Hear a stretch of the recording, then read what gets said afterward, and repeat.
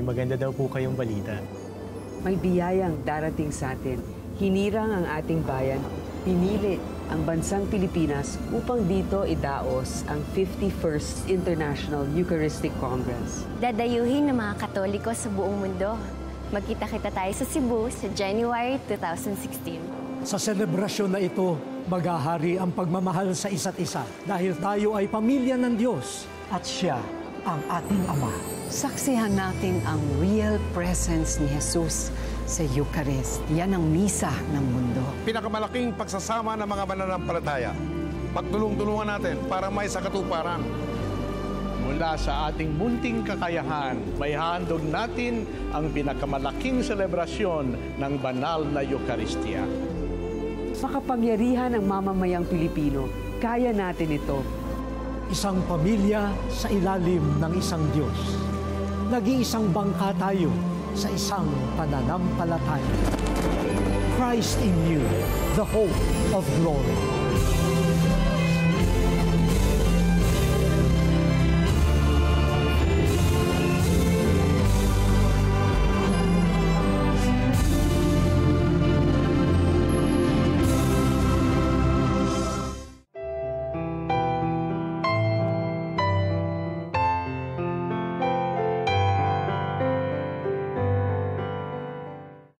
Thank you, Eminence, for the wonderful sharing that you had with us, But before I know you're leaving tonight, for Rome again. So we wish to send you a small gesture, small token for our country, This is our second Filipino, San Pedro Calunzo, was canonized last year, Yes, thank you, and thank you indeed, So, Eminence, it's very inspiring. The conversation that we had was very interesting, and I'm glad you shared it with us. You opened the minds of the importance of the Filipino family, that everything should start in the family, and that the best way is really to have the gospel with you, the Holy Scripture, because it's the source, as you said, the nourishment and life, So any message that you want to share with the Filipino people?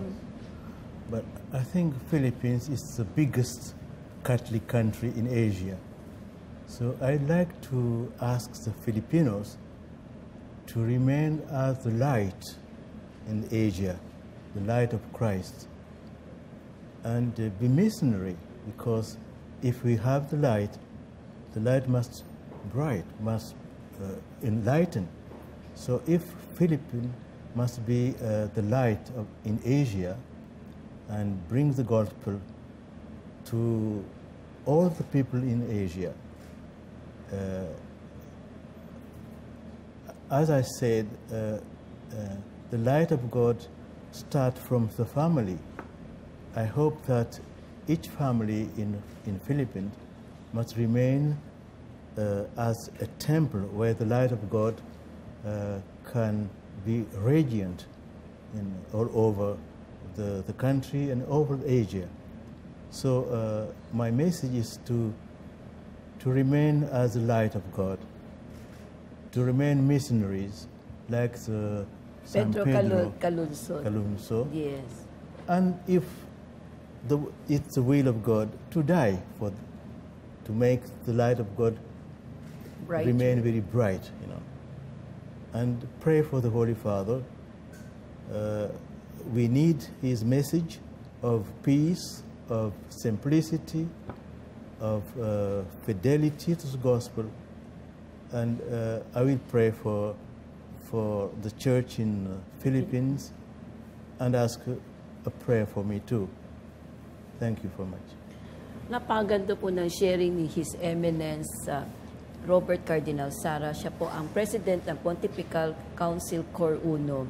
At isa pong natutuhan natin sa aming mga konversasyon is that, in everything you do, once you want to help each other, importante po, hindi lang ang pagbibigay ng material aspect, kundi i-remind din sila of the spirituality of it. So, importante parati sa ating mga ginagawa, andun po ang Diyos sa gitna ng ating buhay. At dito pinakita din niya ang concern ng Papa, ng Santo Papa, si Pope Francis na kailangan din natin ipagdasal sila because what they are doing is really very challenging in trying to bring God's love to each one of you. They share the sentiment, the solidarity. They understand the pain that people are suffering now all over the world, not only in our country, but they are here to give a message that they are not alone, that there is so much love in God's heart, that they are being guided through them, through their presence. They understand the situation. Pero ang hinihingi niya, everything should start in the family.